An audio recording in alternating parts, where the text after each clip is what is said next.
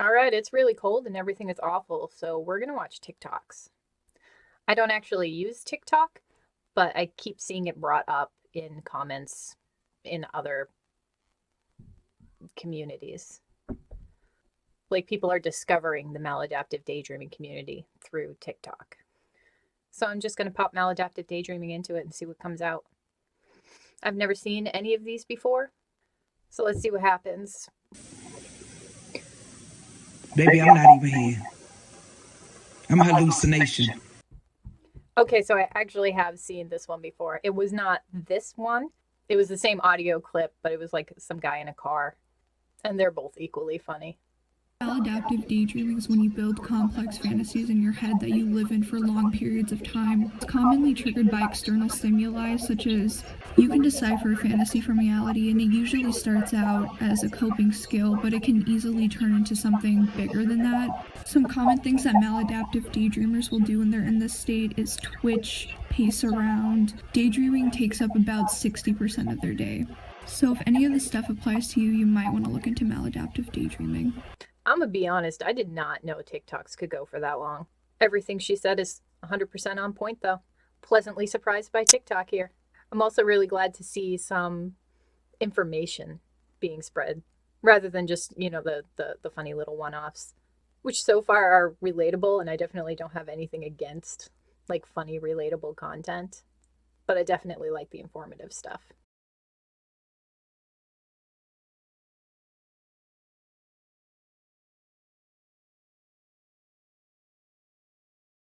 Does anyone? Yeah, a lot of people do.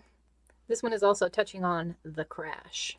Daydream crash is those bad feelings that come on after a daydreaming session. You're feeling good in the daydream, and then you come back to reality and you find it wanting, which inspires a lot of negative emotions.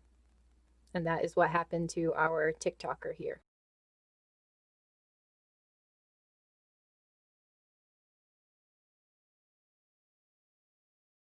So that's another one about daydream crash. It's an intense and common experience. Oh, this one's bringing up some controversy. And this is an issue that a lot of mental disorders face, the romanticization or glorification that can, in the sphere of social media, kind of shape the way we see mental illnesses. And certain content might tend to shape people's sort of perception of these things as having a sad or dark beauty to them, or in the case of maladaptive daydreaming, having a quirky and fun, unique nature.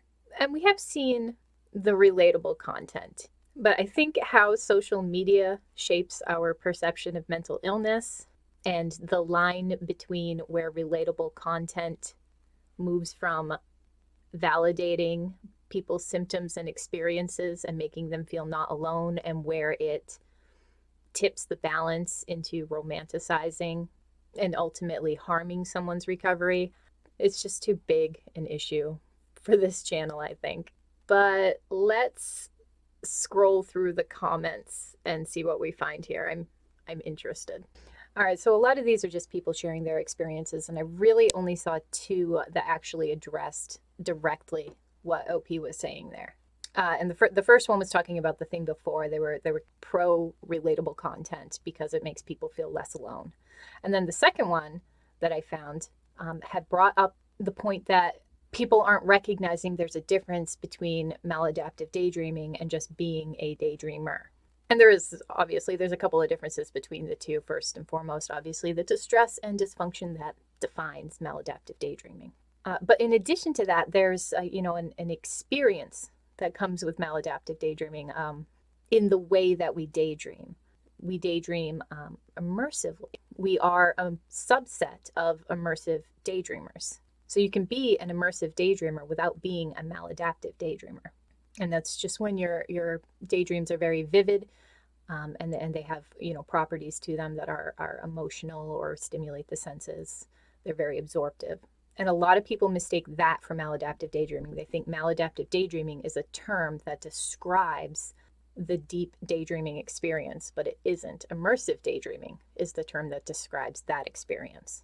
And so what ends up happening is they use maladaptive daydreaming as a verb for something they do. It's the type of daydreaming that they do, when the type is actually immersive daydreaming, and the maladaptiveness is the distress and dysfunction. They just missed that step. And it is a common thing that we see in all the communities, people getting confused about the terms. There's really nothing for that except education and awareness. And even then, you're never going to hit 100%. There are still a large, alarming amount of people in this world who think depression is just being sad, Maladaptive daydreaming is intense daydreaming. People's lives who have suffered from severe trauma. As a result, they would daydream in order to escape their harsh, painful reality. To anyone who doesn't do this, it may seem like the person's insane. If you are not alone, trust me. I hate that she used that clip from Psych to Go. That's just a pet peeve of mine, that particular part of that video, because it makes it sound like all maladaptive daydreamers developed it through trauma, when in fact only about a quarter of us did. Other than that, yeah, pretty good description. Doesn't apply to everyone, of course, but here Opie is talking about their experience, and ends with a great message. You're not alone. There are actually a lot of us, and more of us every day as this thing starts spreading. People who have wondered what they've been doing for years are, finding the term. It's a big deal.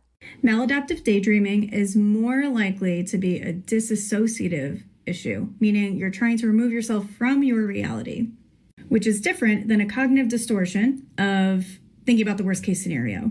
So if you're thinking about the worst case scenario over and over and over again in your head, you're not really daydreaming. You're actually being really conscious about your thoughts.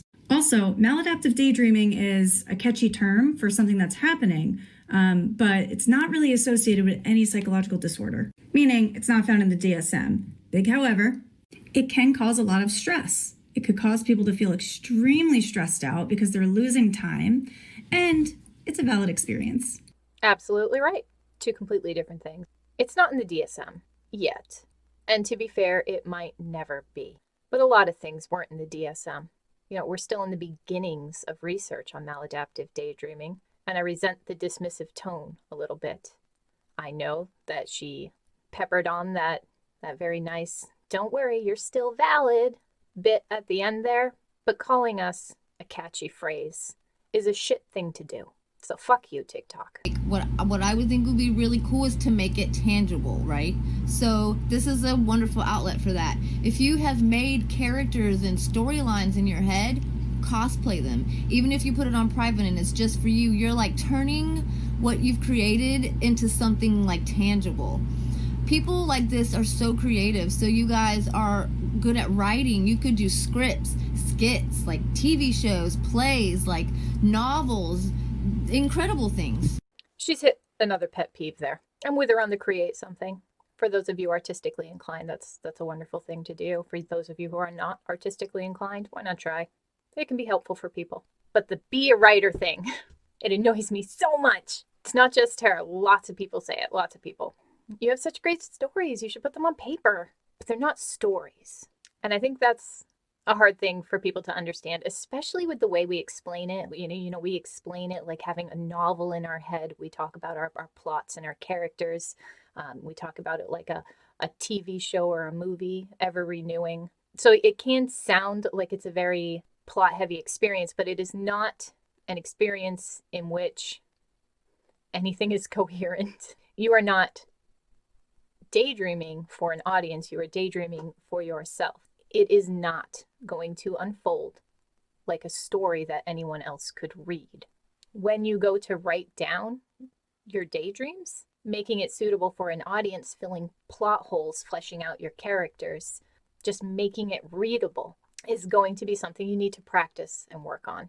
We are not natural born writers. We are not natural born storytellers. And telling maladaptive daydreamers that when they go to write it down and it comes out like shit, they're going to feel like they're not good at the one thing that is intrinsic to them, that is such a deep part of them. I do encourage you to write down your daydreams. Do not be under the impression that a bestseller is going to come out of it. You need to practice that skill. Y'all are only spending 4 hours daydreaming a day? Do I have something wrong with me? It's like 9 for me. Oh, God. All right, maybe a little unfair, but that was pretty much my exact reaction to that very same article. Only 4? 4 is a good day. But remember, that's an average. It is taking into account people that do not have maladaptive daydreaming as severe. You know, the people who abstain from maladaptive daydreaming for long periods of time and then go a little crazy later. And a bunch of other ways in which maladaptive daydreaming can present. It's an average. While it does sound weirdly low to anyone who has maybe a more severe case, there is no magical threshold you have to reach per day. It's sort of the quality of that time that counts, not so much the quantity. Although we do tend to have a bigger quantity than non-maladaptive daydreamers too. All right, I feel like this is getting a little long, so let's see if we can find like a fun one to end on. Oops, I accidentally created a false reality. Nice.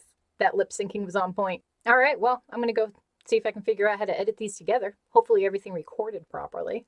That's been an issue. If you find these kinds of videos helpful in any way, feel free to recommend stuff for me to react to. And I'll see you next time.